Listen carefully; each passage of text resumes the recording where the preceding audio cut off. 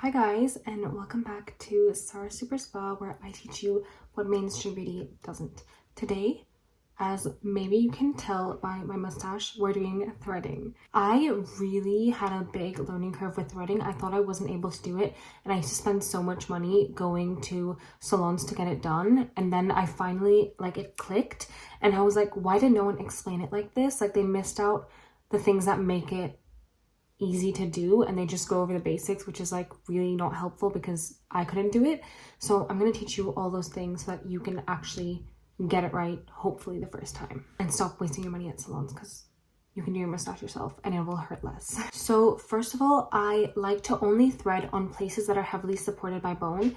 I explained this in my waxing video as well, but I feel like the hairs don't erupt as well and they can become ingrown. They can cause a lot of pimples if you do it in areas like your cheek, which is really soft.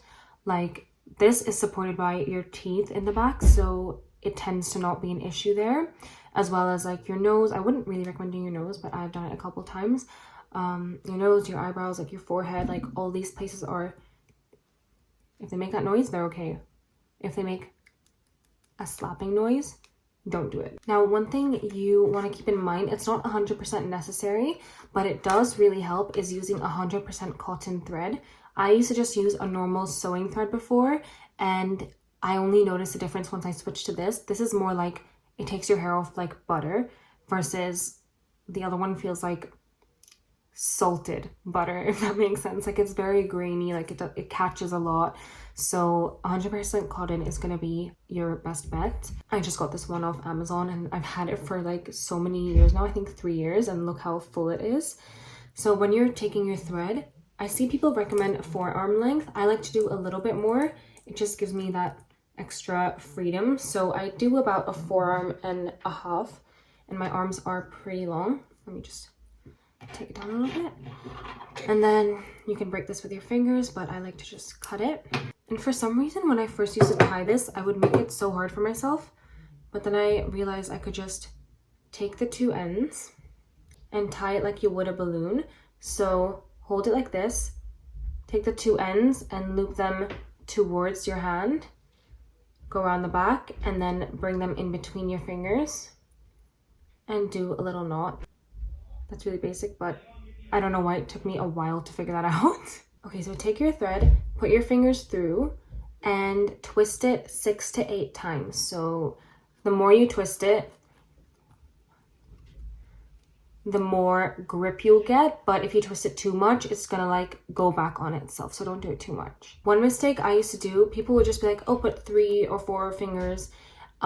They never specified the direction, and honestly I was a little bit stupid not to realize that it shouldn't be this way, but fingers facing outwards is very helpful. Sometimes I do switch it around, but outwards is the best way to go. Also, my thread is a little bit too short, so do it a bit longer than I did. Now here's where it got confusing for me when I used to do it. So people would then just go in and thread, and I'd be like, how is your thread getting the hairs out? This is a trick. So I used to just place it there and go like this, and literally, what is that gonna do? Because do you see how much the twist is moving? Like, barely anything at all. So the trick is, you want to push it to one side and then push it back.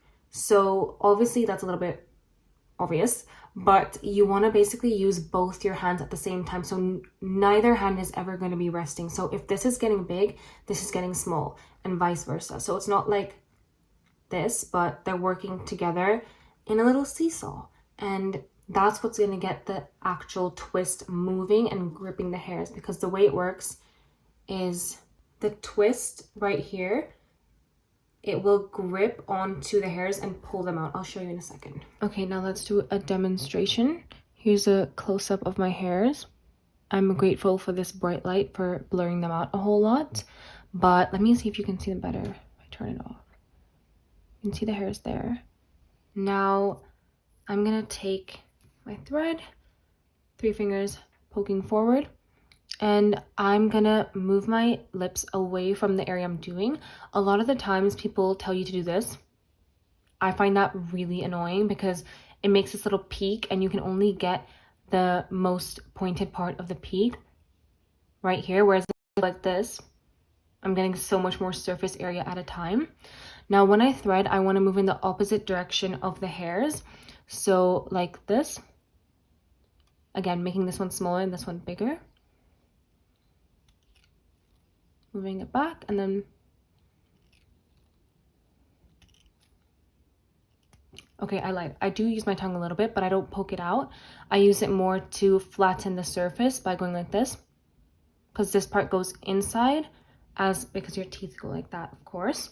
So this is actually going to be not as sticking out as this part. So to even it out, I kind of push my skin a little bit.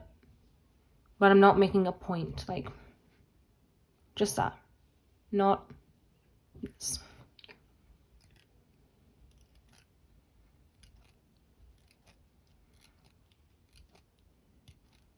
The sides are the easy part because it's all one direction.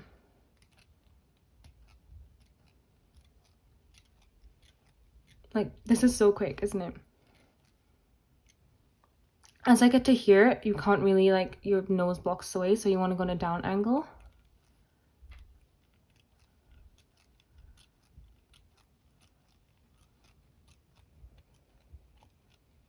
And I kind of move like here, here, and here in terms of direction. Just works best for me. When you get to the middle, because I have like a deep cupid's bow, I sometimes just like to pump air out like this to flatten it out. But normally I just go like this, and then in the end, maybe if I'm missing some hairs, I'll go like that.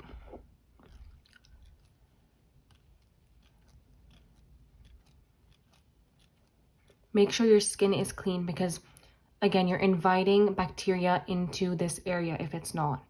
You're just, basically it's a mini wound. You don't want bacteria in a wound, do you?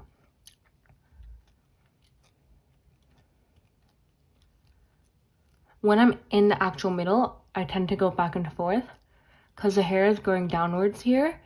So you don't really have to go in a specific direction, so you might as well work at double speed.